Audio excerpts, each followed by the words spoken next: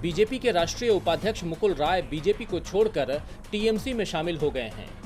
मुकुल राय का बीजेपी छोड़कर जाने को पश्चिम बंगाल में बीजेपी के बुरे दिनों की शुरुआत माना जा रहा है। वैसे देखा जाए तो पश्चिम बंगाल में बीजेपी के अच्छे दिन आए ही नहीं।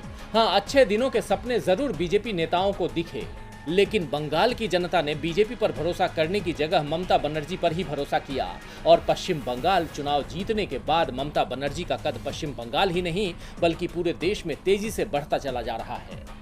ममता बनर्जी को अब मोदी के विकल्प के रूप में भी देखा जाने लगा है। टीएमसी सांसद महुआ मोइत्रा ने तो यहां तक कह दिया था कि ममता बनर्जी वाराणसी में मोदी को चुनौती दे सकती हैं। लेकिन फिलहाल बीजेपी को पश्चिम बंगाल में ही कई चुनौतियां मिल रही हैं।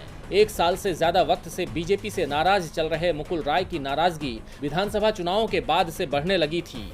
बीजेपी की ओर से जब उन्हें विधानसभा में विपक्ष का नेता नहीं बनाया गया तो मुकुल राय ने बीजेपी की बैठकों से किनारा करना शुरू कर दिया और जब उनकी पत्नी कोरोना संक्रमण के चलते अस्पताल में भर्ती हुई तो बीजेपी नेताओं की उदासीनता ने मुकुल राय को बड़ा फैसला लेने पर मजबूर कर दिया। अभिषेक बनर्जी उस अस्पताल में पहुंचे जहां मुकुल राय की पत्नी भर्ती थी। अभिषेक ने उनका हाल जाना और मुकुल राय के बेटे शुभ्रांशु राय से मुलाकात की। इसके बाद मुकुल राय के बीजेपी में शामिल होने की चर्चाएं शुरू हो गईं। साथ ही साथ उन्हें मनाने की कोशिश भी शुरू कर दी गई।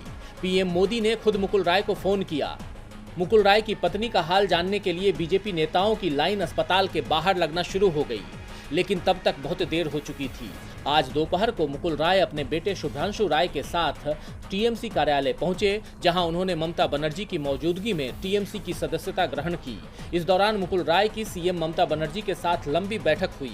मुकुल की टीएमसी में वापसी के बाद अब बीजेपी के कई विधायकों के भी पाले बदलने की बात शुरू हो गई है, क्योंकि बीजेपी में 1 दर्जन से ज्यादा विधायक मुकुल राय के समर्थक हैं, जिन्हें मुकुल राय टीएमसी से बीजेपी में लाए थे।